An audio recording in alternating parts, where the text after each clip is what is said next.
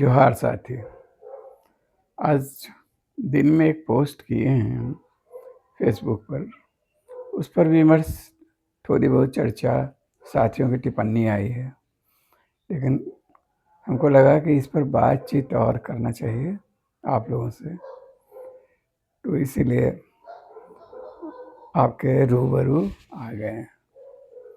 अडानी की का आना और हेमंत सोरेन से मिलना उनका एक महत्वपूर्ण राजनीतिक घटनाक्रम है। इस राज्य के लिए आने वाले दिनों में एक नाटकीय परिवर्तन का दौर शुरू हो सकता है, इसलिए जरूरी लगा कि आपसे बात करें, रिकॉर्ड में रह जाएगा कम से कम। हालांकि पहले स्पष्ट कर दें कि हम इस मुलाकात को पहले ही दिन से अभी तुरंत अविश्वास की दृष्टि से नहीं देखेंगे। हेमंत सोरेन इतनी जल्दी उनके सामने आत्मसमर्पण कर देंगे, ऐसा हम तुरंत क्यों उस पर इस तरह से सोचें। हाँ ठीक है, बड़े उद्योगपति हैं। हेमंत सोरेन देश के अन्य किसी भी राजनेता से भिन्न कैसे हो सकते हैं? सभी लगभग एक ही तरह से, किसी के बारे में आप सोच लीजिए जिसके बारे में दक्षिणपंथी मुख्यमंत्री हों, वामपंथी मुख्यमंत्री हों, मध्यम मार्गी मुख्यमंत्री हों, मोदी यानी संघ समर्थक मुख्यमंत्री हों भाजपा की या विरोधी सत्ता की, एक बात तो सब में कॉमन है कि सभी यही जानते हैं, यही मानते हैं कि विकास का यही मॉडल है अभी दुनिया के बड़े हिस्से में है। वो क्या है कि कारपोरेट जगत या निजी उद्यमी जो अब पिछले कुछ वर्षों के में जो उदार डेमोक्रेसी हमारी दुनिया में चल रहा है, चाहे चला है, जो पूंजीवाद है, उसमें वो अफराद पैसा उनके पास है। सरकारें जो शुरू में चलाती थी कि हम करेंगे ये काम, जैसा आज़ादी के बाद सार्वजनिक क्षेत्र में नेहरू ने प्रयोग किया, ऐसे वो उनका कोई अपना नहीं था। रूस में इस तरह से रूसी क्रांति के बाद वहाँ पब्लिक सेक्टर में ही उद्योग धंधे की स्थापना हुई थी, पंचवर्षीय योजना शुरू हुई थी, तो उस तर्ज पर चला। हमारे देश को में भी वो मॉडल चला, उससे लाभ भी हुआ, अपना हानि भी है, उसकी भी सीमाएं हैं। हालांकि बहुत कुछ जो बुनियादी ढांचा देश का बना है, औद्योगिक जो बुनियाद पड़ी है, जो देश का बुनियाद पड़ा है, वो पब्लिक सेक्टर के बदौलत, चाहे उसको किसी जगह, किसी दुनिया में हर जगह यही माना जाता है इकोनॉमी की मजबूती किस बात में है, तो वो कितना इस्पात बनाता है। एक ज़माने में ये था दौर। इसके अलावा पब्लिक सेक्टर के बैंकों ने भी कमाल का काम किया है। राष्ट्रीयकरण के बाद कोल उद्योग के क्षेत्र में भी बहुत बड़ा परिवर्तन हुआ। सबसे बड़ा परिवर्तन तो ये हुआ कि मजदूरों को प्रतिष्ठा मिली। मजदूर के श्रम की कीमत वाजिब मिलना शुरू हुआ था। ये सब है, लेकिन एक दौर में था, धीरे धीरे इतना भारी भरकम हो गया वो कि पब्लिक सेक्टर को चलाना मुश्किल है। अब कोई सरकार नहीं चाहती चलाना, और निजी क्षेत्र का पदार्पण होता है। जो निजी क्षेत्र, जो प्राइवेट सेक्टर है, पहले किसी बुनियादी ढांचे में खर्च ही नहीं करना चाहता था, क्योंकि उसमें चाहे रेलवे हो, चाहे खनन का क्षेत्र हो, या इस्पात उद्योग का क्षेत्र हो, या जो भी है, खाद कारखानों का क्षेत्र हो, जो भी है, तो चूँकि उनमें भारी इन्वेस्टमेंट भी चाहिए और उसका प्रतिफलन कुछ वर्षों में लगता है। अब कारखाना लगाना है तो ज़मीन का उसका प्लान बनाइए, पूरी योजना बनाइए, ज़मीन अधिग्रहण कीजिए, उसके बाद प्रारंभिक स्ट्रक्चर ढांचा खड़ा कीजिए और तब जाके प्रोडक्शन होगा और तब लाभ शुरू होगा। ये सब कुछ है। अब पूंजीपति तो जो जो होते हैं ज़्यादातर लोग, वो तो एकदम उनको चाहिए तुरंत पैसा लगाए और मुनाफा शुरू हो जाए, काम शुरू हो जाए। तो इसलिए कोई खर्च ही नहीं करना चाहता था इस क्षेत्र में, रेलवे के क्षेत्र में, इस्पात उद्योग के क्षेत्र में, या बुनियादी ढांचा जिससे बनता है देश का वो, और वो ऐतिहासिक भूमिका पब्लिक सेक्टर ने निभाई। लेकिन हाँ, उसकी अपनी एक सीमा, सबसे बड़ी सीमा तो ये है कि उससे राजनेताओं को व्यक्तिगत फ़ायदा नहीं होता है। अब कोयला मंत्री अपने ही विभाग माने कोल मंत्रालय से घूस और रिश्वत अधिकारियों से नहीं ले सकता है। इस्पात उद्योग है तो सेल अधीन इस्पात कारखानों के अधिकारियों से रिश्वत नहीं ना मांग सकते हैं इस्पात मंत्री। ये सब मजबूरी है पब्लिक सेक्टर की। और निजी जो प्राइवेट सेक्टर है तो वो अपना ठीक है, मजदूरों का शोषण करके मुनाफा अपने तरीके से कमा के उसका एक हिस्सा उद्यमियों को दे, वो राजनेताओं को दे सकता है, व्यक्तिगत महत्वाकांक्षाएं उनकी पूरी कर सकता है। ये एक बेसिक है। लेकिन जो साथी उसकी वजह से पब्लिक सेक्टर खत्म हुआ और धीरे धीरे खत्म हो रहा है। और अब कारपोरेट का ज़माना है। राज्य सरकारें अपना हाथ खींच चुकी हैं या केंद्र सरकार ही कि अपने दम पर कोई बड़ा उद्योग धंधा स्थापित करेगी, ये सोचता ही नहीं है लोग कोई। तो वैसे में सारे किसी भी दल के नेता हों तो उनका तरीका वही है कि कारपोरेट यानी निजी क्षेत्र पूंजी लगाएगा, देसी हो या विदेशी, और अपना श्रम और अपने यहाँ का अयस्क आयरन ओर हो या कोयला हो या जो भी है संसाधन, उसके बलबूते उद्योग धंधा बनेगा, वही तरक्की का रास्ता है सबके लिए। यहाँ तक कि मान लीजिए कम्युनिस्ट जो राज्य था पश्चिम बंगाल, जहाँ बहुत दिनों तक ज्योति बाबू के नेतृत्व में चला, लेकिन बुद्धदेव भट्टाचार्य आए तो उनको भी लगा कि नहीं, होना चाहिए प्रयोग और बदलाव होना चाहिए, प्राइवेट सेक्टर को बढ़ावा दिया जाना चाहिए, सेज की कल्पना। उसके अलावा उस समय जो टाटा की कंपनी का वहाँ लगा है कारखाना, और लगाने का प्रोसेस शुरू हुआ, लेकिन वहाँ विरोध हुआ, उनका उखड़ गया।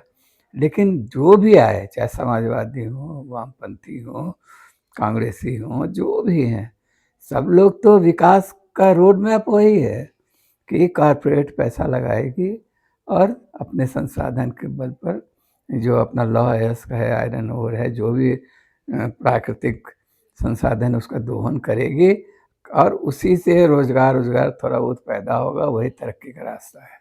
सब यही मानते हैं। तो हेमंत सोरेन भी इससे अलग कितना सोच पाएंगे, कैसे सोच पाएंगे?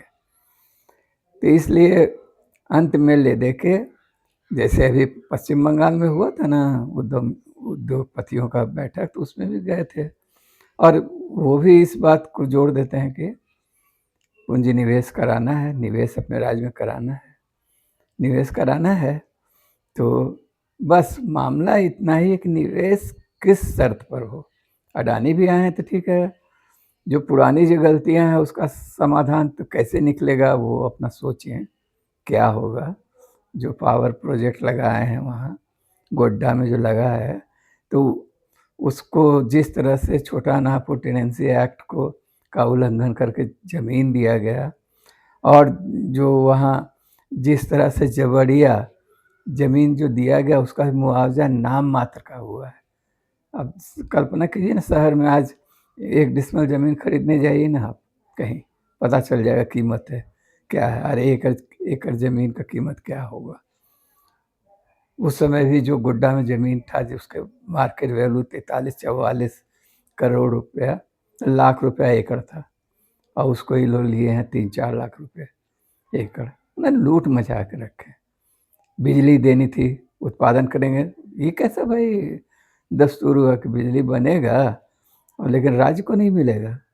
यानी शुद्ध मुनाफा, यहाँ का साधन संसाधन यहाँ का श्रम शक्ति, यहाँ का ज़मीन, सब कुछ का दोहन करेंगे और उसका मुनाफा, शुद्ध मुनाफा ऊर्जा को बेच के, बिजली को बेच के कमाएंगे।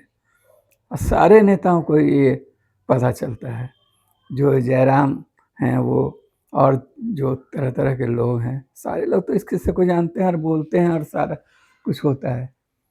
और इसी वजह से बजट सत्र में हेमंत सोरेन की सरकार ने ये घोषणा भी किया कि हाँ, इन सब बातों की जांच कराएंगे। लेकिन क्या आपको उम्मीद लगता है कि वो जांच की प्रक्रिया आगे बढ़ेगी और चलेगी? और यदि वो जो हो रहा है तो उसका तो एकमात्र तरीका है, जिस तरह का जो भयानक अत्याचार हुआ है अपने ही, अब जो हमारे पूर्वजों ने, आदिवासी पूर्वजों ने, जो अगुआ लोगों ने संघर्ष करके जो कानून बनवाया, उसी का धज्जी उड़ा के हमारी पीढ़ी उसको ज़मीन को कॉर्पोरेट को दे रही है।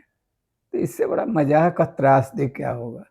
तो खैर, इसका जांच पड़ताल हो या क्या होगा, ये बात तो अधर में ही था। अब नया बात आ गया अडानी का।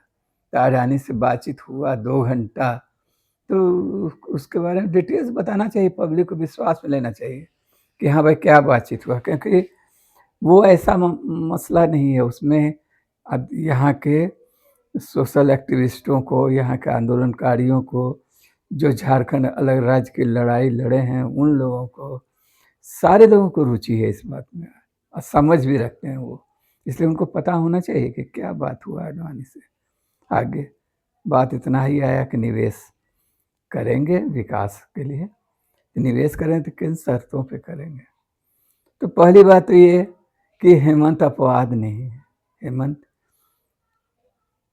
देश में जो विकास का जो मॉडल है, उससे परे कुछ सोच नहीं पा रहे हैं।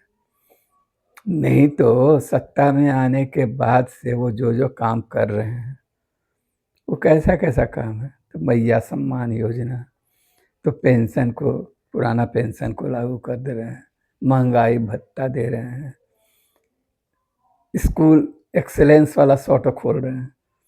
अब कल्पना कीजिए ना, उसको पता किए हैं?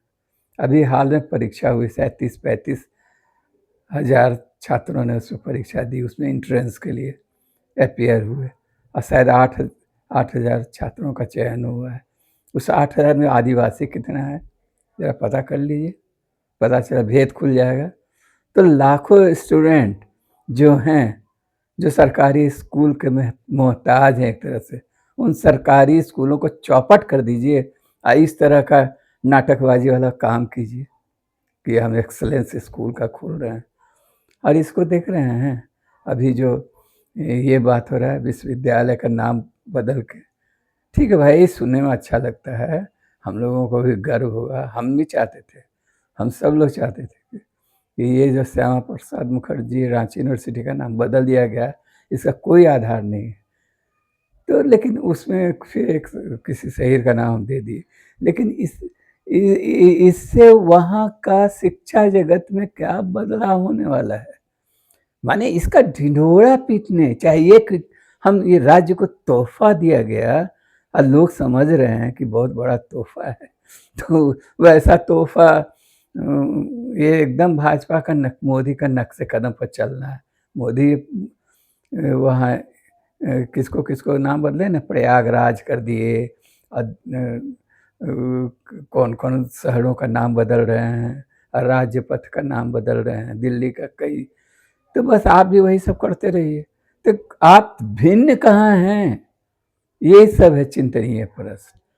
तो इसलिए अब सारा दारोमदार हम लोगों को वेट करके देखना होगा कि अडानी के आने के बाद निवेश के यदि करता है अडानी, तो उससे वो किस तरह का था, उसकी शर्तें क्या हैं? क्योंकि भाई एक बात साफ समझ लीजिए कि झारखंड में ऐसे भी शुरू से माने खेती योग्य जमीन कम है, पथरीला पठारी क्षेत्र है, यहाँ बड़े क्षेत्र में वन है। तो हमको लगता है कि 50-50 या उससे थोड़ा बहुत ज़्यादा कृषि या उससे थोड़ा कम ही कृषि योग्य जमीन होगा, वन क्षेत्र था। और आदिवासी सभ्यता संस्कृति और यहाँ की अर्थव्यवस्था दोनों पर निर्भर थी, जंगल वन और वन से। अब जंगल भी छीनता जा रहा है, सरकार उस पर कब्जा कर रही है और वहाँ से लोगों को हटाना, ये वो करना। और अब तो कानून ही बन गया है, केंद्र सरकार ने जो रद्द-बदल किया है कि वन क्षेत्र में भी वो विकास के नाम पर वो आराम से ज़मीन वन क्षेत्र का भी अधिग्रहित करेंगे। तो वन क्षेत्र का ज़मीन कर लेंगे, ज़मीन कृषि योग्य थोड़ा-सा बचा हुआ है, जितना भी है। इस सरकार ने कभी सोचा कि उस सिंचित क्षेत्र का दायरा बढ़े, किसान एक की जगह 2 खेती कर सकें, खेती के अलावा और चीज़ लगा सकें, पानी की व्यवस्था करें। ये सब कुछ कहीं नहीं दिखाई देता है, ना बजट में है, ना इनके योजनाओं में, जो घोषित योजनाओं में ये सब बातें आती हैं। सरकारी स्कूल, सरकारी अस्पताल, कृषि क्षेत्र का विकास, ये सब बुनियादी चीज़ की बातें थी, वो सब कुछ नहीं हो रहा है। तो अब देखिए निवेश होगा, निवेश का माने क्या होता है? निवेश रसगुल्ला थोड़े होता है, निवेश मतलब क्या हुआ? ज़मीन लेगा वो, यहाँ का लौह से लेकर कोयला से लेकर सारे चीज़ का दोहन करेगा, उससे विस्थापन होगा और उससे आजकल जिस तरह का कल कारखाना लगता है उसमें रोज़गार नहीं है, परमानेंट नौकरी नहीं है। दिहाड़ी पर खटिए, उसमें कुछ बाबू किस्म के लोगों की बहाली होगी और उसको ही आप विकास, विकास, विकास करके करते रहिएगा और जनता को गरीब बनाइएगा और सरकारी राशन का मोहताज बनाइएगा, यही होने वाला है। तो इन परिस्थितियों में, लेकिन इन सारी बातों के बाद यही चीज़ महत्वपूर्ण यही है कि आप हम लोगों को वेट करना होगा, वॉच करना होगा कि किस तरह का। अब सवाल ये है कि इन परिस्थितियों में हमारे जैसे लोग जो जो एक्टिविस्ट लोग हैं, आंदोलनकारी जमात, वो क्या करेगी, कैसे करेगी? तो हमको अपार विश्वास है जिन साथियों पर भी, जो लोग लड़े हुए हैं। दयामनी है, ग्लैडसन है, सुनील मंज हैं और भी ढेर सारे साथी हैं, बहुत लोग हैं। और इस तरह की कोई नया चीज़ नहीं है, नई घटना नहीं है कि अडानी प्लेन से आते हैं, अब मुख्यमंत्री आवास में घुस जाते हैं, अब बात करते हैं। अर्जुन मुंडा बने थे तो मित्तल इसी तरह जहाज से आए थे और जाके अर्जुन मुंडा से बातचीत की थे और उसके बाद लगातार सबसे ज़्यादा अर्जुन मुंडा के ज़माने में MOU हुआ था, लेकिन सब खटाई में पड़ गया जनता के प्रबल विरोध के। तो मित्तल का ही कारखाना कहाँ-कहाँ इन लोगों ने कोशिश किया था। मित्तल है कि जिंदल, पता नहीं, थोड़ा-सा कन्फ्यूज़ कर रहे हैं वो लोग। तो खूंटी क्षेत्र में कोशिश किया था, जहाँ दयामनी विरोध, वहाँ पर विरोध खड़ा हुआ, वहाँ से भाग के लोग गए थे वहाँ चांडिल वाले इलाके में, वहाँ लगाएंगे, वहाँ भी खदेड़ा गया। तो उसके बाद भाग के गए थे पोटका वाले इलाके में, खदेड़ा गया वहाँ। और गोड्डा में रघुवर दास के ज़माने में निश्चित है कि ठीक है, उन लोगों ने पावर प्रोजेक्ट लगाने में अडानी कामयाब हुआ, लेकिन उसका भारी मूल्य भाजपा को चुकाना पड़ा है, क्योंकि जनता, झारखंडी जनता, आदिवासी जनता इस बात को जल जंगल जमीन पर अपने अधिकार की बात को और उसको बचाने के लिए कृत संकल्प है और लड़ना भी जानती है, अब भविष्य में भी लड़ेगी, ऐसा मेरा विश्वास है। अब कहना मुश्किल है कि क्या होगा, धीरे धीरे किस तरह का जो चारित्रिक बदलाव आ रहा है लोगों में, तो उसमें आगे क्या होगा। लेकिन यदि खुल्लम खुल्ला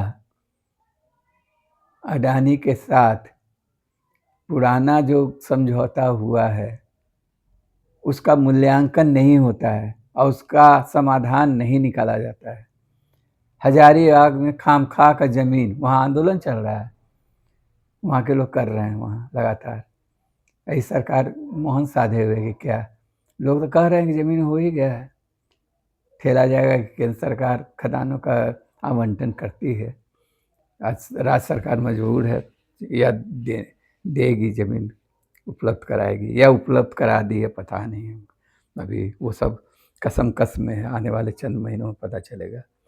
वहाँ बड़का गांव के पास ऐसे लगातार धरना प्रदर्शन वहाँ चल रहा है। तो आगे भी जो होगा उसका जनता उसका जवाब देगी, ऐसा नहीं है। ये हेमंत सोरेन और उनकी सरकार को तय करना है कि वो इतिहास में कुछ नया करके अपना नाम दर्ज करना चाहते हैं या इतिहास के कूड़ेदानी में फेंक दिए जाना चाहते हैं। ऐसा होगा, कोई बड़ी चीज़ नहीं है। ये अभी जिस जनता ने आपको मेजॉरिटी दी, प्रबल प्रचंड बहुमत दिया है, लेकिन यदि आप अपने दिए गए आश्वासनों को पूरा नहीं करते हैं, कितना आश्वासन था, डोमिसाइल नीति बनी नहीं बनी, लैंड बैंक खत्म हुआ नहीं खत्म हुआ, पेशा कानून लागू हुआ नहीं हुआ, सरना कोड हुआ नहीं हुआ, अडानी के बारे में आप आलोचना कर रहे हैं इतना, तो अडानी के जांच की घोषणा भी की। ऐसे परिस्थिति में अब जाके आप फिर समझौता नया कर लेते हैं इसी से मिलते जुलते शर्तों पर, और अडानी सक्षम है, ये सब दबाव देने में तो सक्षम है। वो एक अलग पहलू है, आज उस पर हम लोग चर्चा नहीं करेंगे, लेकिन अडानी केवल वार्ता करने नहीं आए होंगे, बहुत संभव है कि वो ये संदेश देने भी आए होंगे गुपचुप तरीके से कि जैसा हम लोग चाहते हैं वैसा कीजिए, नहीं तो नया दौर शुरू होगा, ईडी सीबीआई जांच ये वो सबको आपको चैन से रहने नहीं देंगे। ये भी हो सकता है, ऐसे ही मेरा अनुमान है, ये हम पक्के तौर पर नहीं कर सकते हैं। लेकिन अडानी मोदी के परम मित्र ही नहीं हैं, नियंता हैं एक तरह से, देश के अर्थनीति को चलाने में उनकी अहम भूमिका है। ठीक वही भूमिका जैसे जो मस्क निभा रहे हैं अमेरिका में, ट्रम्प के साथ जो रिश्ता उनका बन गया है, ठीक उस तरह यहाँ यही है कि अडानी घोषित रूप से अभी उस तरह किसी डेवलपमेंट प्लान के मुखिया ये नहीं बनाए गए हैं, लेकिन उनको ध्यान में रख के सरकार की नीतियाँ बन रही हैं, सब तरह का कानून में परिवर्तन हो रहा है, और इतना अफरात पैसा है कि क्या है झारखंड में 14 सांसद और 80 विधायक। खैर इतना निराशाजनक और ढंग से नहीं सोचना चाहिए। आएगा, देखना होगा, लेकिन जनता को सजग रखना होगा, सावधानी से चीज़ों पर गौर करना होगा, नहीं तो झारखंड की बर्बादी सुनिश्चित है। धन्यवाद। जोहार साथी।